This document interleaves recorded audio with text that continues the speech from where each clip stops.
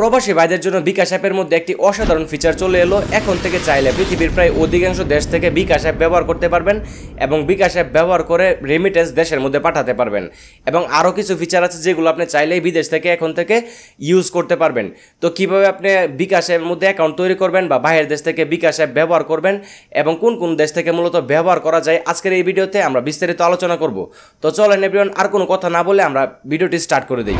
প্রথমে এভরিওয়ান আপনি চলে আসবেন গুগল প্লে স্টোরের মধ্যে এবং গুগল প্লে স্টোরের মধ্যে আসার পর এখানে লিখে সার্চ করে দেবেন বিকাশ, এবং বিকাশ লিখে সার্চ দিলে আপনাদের সামনে ঠিক এরকম একটি অ্যাপ্লিকেশন চলে আসবে।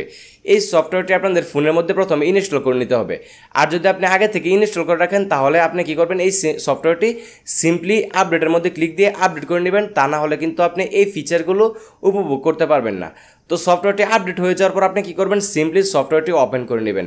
সফটওয়্যারটি ওপেন হওয়ার পর আপনাদের সামনে যতগুলো পারমিশন চাবে সবগুলো পারমিশন আপনি অ্যালাউ করে দিবেন।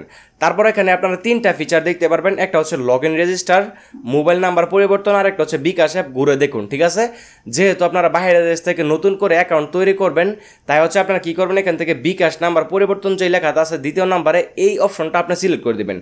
তারপর আপনাদের সামনে কিছু শর্তাবলী চলে আসবে, আমি আপনাকে রিকমেন্ডেড করবো এই শর্তাবলীগুলো আপনি পড়ে নেবেন। এখান থেকে পড়া হয়ে গেলে নিচে দেখতে পাচ্ছেন একটা অ্যারো বাটন আছে, আপনি এটাতে ক্লিক দিয়ে দিবেন। তারপর এখানে দেখতে পাচ্ছেন একটা নতুন ইন্টারফেস চলে এসেছে। এখানে দেখতে পাচ্ছেন লেখা আছে যে দেশের কোড সিলেক্ট করুন। ঠিক আছে, এটাতে একটা ক্লিক দিবেন। এখানে ক্লিক দেওয়ার পর আপনার যে যে দেশ থেকে আপনার মূলত বিকাশ অ্যাপ ব্যবহার করতে পারবেন সবগুলো দেশ মূলত এখানে দেখাবে এবং দেশের যেই কোড আছে সেই কোডটাও এখানে শো করবে। তো আপনি যেই দেশের মধ্যে থাকেন সেই দেশের কোডটা এখান থেকে সিলেক্ট করবেন। সিলেক্ট করার সাথে দেখতে পারবেন সেই দেশের নামটাও কিন্তু এখানে চলে আসবে। ঠিক আছে, এবং নামটা চলে আসার পর এখানে পেয়ে যাবেন বর্তমান বিকাশ নাম্বার লিখুন। মানে আপনার যে বর্তমানে পার্সোনাল নাম্বারটা আছে বাইরের দেশের মধ্যে যে নাম্বারটা ইউজ করেন সেই নাম্বারটা এখানে লিখতে হবে। এটা লেখা শেষ হলে আপনি নিচ থেকে নেক্সটের মধ্যে একটা চাপ দিবেন, বা নিচে দেখতে পাচ্ছেন একটা অ্যারো বাটন আছে এটাতে একটা চাপ দিয়ে দিবেন। তারপর দেখতে পাচ্ছেন আমাদের সামনে ঠিক এরকম একটি ইন্টারফেস চলে এসেছে। এখন আমাদেরকে বলতেছে একটা মূলত ডকুমেন্ট সাবমিট করার জন্য। এখন কথা হচ্ছে এখানে কোন ডকুমেন্টটা আপনি সাবমিট করবেন।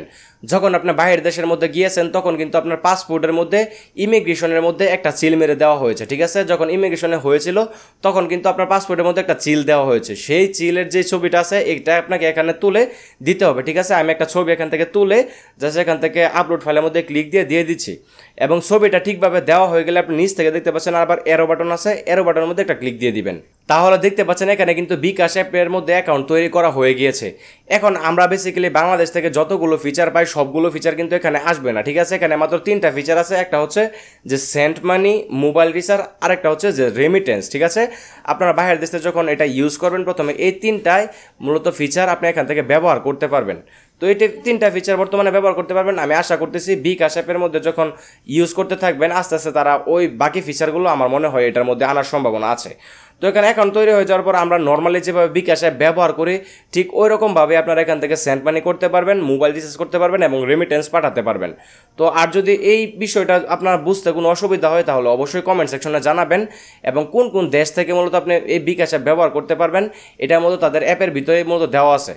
তো আশা করি আজকের এই সম্পূর্ণ ভিডিওটা ভালো লেগেছে। তো আপনারা কোন ধরনের ভিডিও চান অবশ্যই কমেন্ট সেকশনে জানাবেন। দেখা হচ্ছে পরবর্তী কোনো ভিডিওতে। টেল দেন টেক কেয়ার, আল্লাহ হাফিজ।